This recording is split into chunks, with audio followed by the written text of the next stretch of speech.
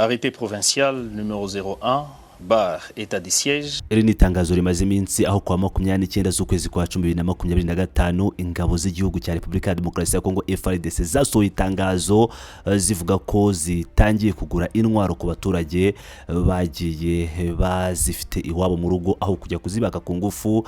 Ibi bikaba bitangajwe nyuma y'igihe umuzi neza ko Perezida Felix Antoine Tshisekedi Chilombo akaba ari umugaba mukuru w'ingabo za Wazalendo yaraminjirije ingabo nyinshi mu ba Wazalendo mu baturage birwanaho. Tugiye kubagezaho rero iri tangazo uko ryakabaye, dore ko ari itangazo ryasohotse ariko ubu ngubu akaba ari bwo ritangiye gusakara ku mbuga nkoranyambaga. Twise cyane rero reka dutangire muri iri tangazo uko ryakabaye. Portant organisation de la campagne de ramassage d'armes à feu et munitions sur toute l'étendue de la province du Nord Kivu. Ati ni tangazo rigena imiteguro y'ubukangurambaga bwo gukusanya intwaro za gisirikare n'abasasu mu ntara yose ya Nord Kivu cyangwa ya Kivu y'Amajyaruguru. Ati hashingiwe ku kuba ikwirakwizwa n'ikoreshwa ry'intwaro zitagenzurwa neza ari kimwe mu bitera ubwicanyi n'umutekano muke. Hashingiwe kandi ku kamaro ko gutegura ubukangurambaga bugamije gukusanya intwaro n'amasasu kugira ngo hagabanywe ubushobozi bw'abantu bafite intwaro mu buryo bunyuranyije n'amategeko, bityo bigafasha mu kongera umutekano no gushimangira ubutegetsi bwa leta. Hashingiwe ku bitekerezo by'inama y'umutekano y'intara no ku bwihutirwe bw'iki gikorwa, guverineri w'intara ya Kivu y'Amajyaruguru ategetse ibi bikurikira. Ingingo ya mbere, iri tegeko rigamije gutegura no gushyira mu bikorwa ubukangurambaga bwo gukusanya intwaro za gisirikare, amasasu n'ibindi bintu bishobora guturika mu ntara yose ya Kivu y'Amajyaruguru.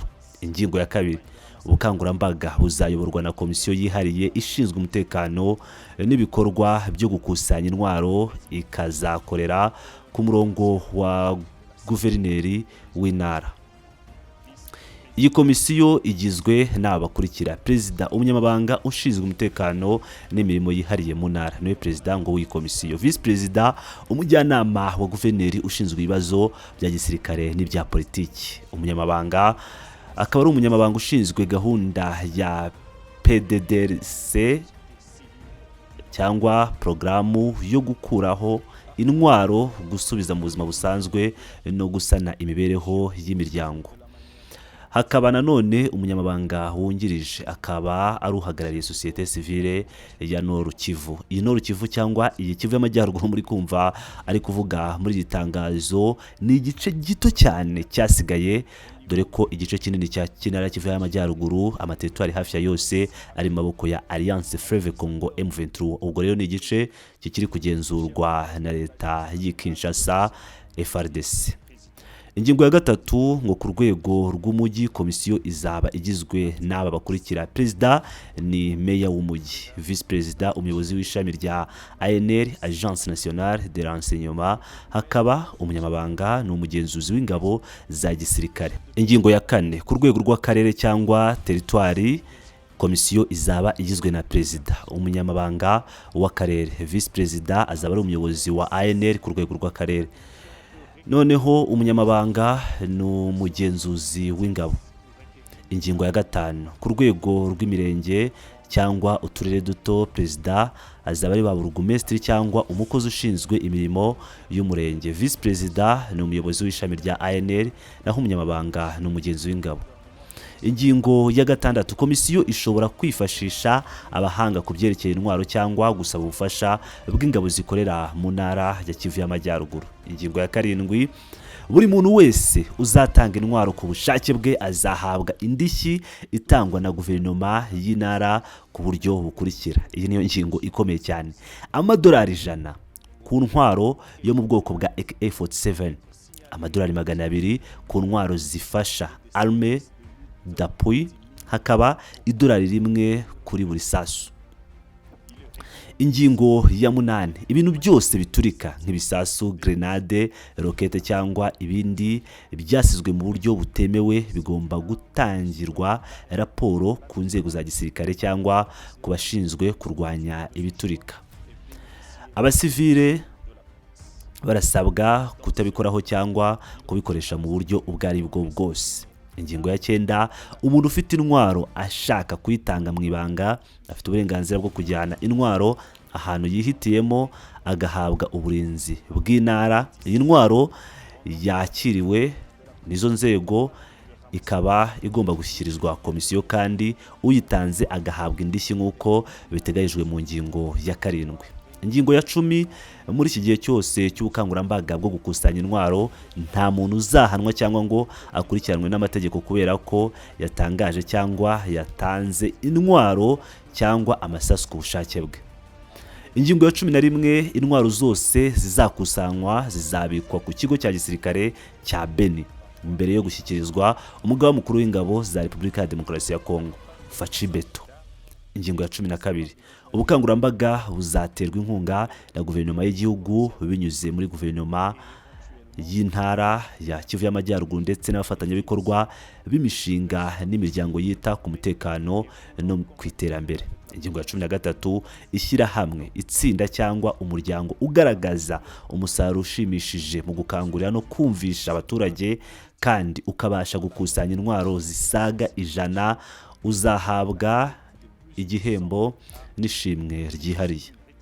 Ngira ngo nkuko mubyumvira rero Repubulika ya Demokarasi ya Kongo biciye muri Fardc Tshisekedi akaba asohoye itangazo rikomeye cyane asaba ko intwaro zose ziri mu baturage zigomba kongera zikakurwamo mu gihe Felix Antoine Tshisekedi Chirombo ubwe ari we wakoze igisa nko gusakaza izi ntwaro mu baturage ndetse n'aba FDLR. Ngira ngo murabizi neza nubwo FDLR yo bakomeje imikoranire ndetse FDLR ikaba yaravuze ko izarwana kugeza ku ifirimbi ya nyuma ku munota wa nyuma kugeza igihe izicara ku meza na leta y'u Rwanda bakagirana ibiganiro bya politiki. Ngira ngo rero nkuko mwabyiyumviye amadorari 100-200 bitewe n'ingano y'imbunda ndetse n'idolari rimwe ku isasu rimwe bikaba bizahembwa abaturage bazazana izi ntwaro.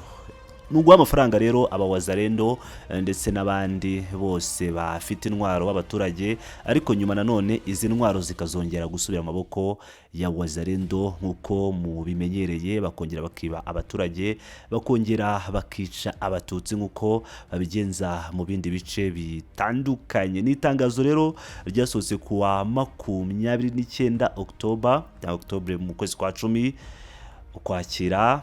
Iri tangazo rikaba risakaye uyu munsi ku mugoroba wo kuri uyu wa 11 rishyira kwa 12 z'ukwezi kwa 11 akaba ari bwo ritangiye gusakara ku mbuga nkoranyambaga. Akaba ariyo mpamvu ndibagaruriye uyu munsi kugira ngo mwumve ibijyanye na ya leta y'Kinshasa ikomeje kuvuga ko ari leta ikomeye cyane mu gihe bakabaye bakoresha uburyo bundi bari guha amafaranga abaturage kugira ngo babazanire intwaro. Ese ibintu bizagira ingaruka nziza mu kugarura amahoro n'umutekano mu gice gito cyane iyi ntara ya Kivu y'Amajyaruguru yasigiye abawazalendo aba Fardc aho bakomeje kugenda bayobora mu gihe n'ubundi mirwano ikomeje aho bakomeje kugenda bagaya ibitero ku bice bitandukanye nka za Masisi ndetse n'ahandi hatandukanye bigenzurwa na AFC M23.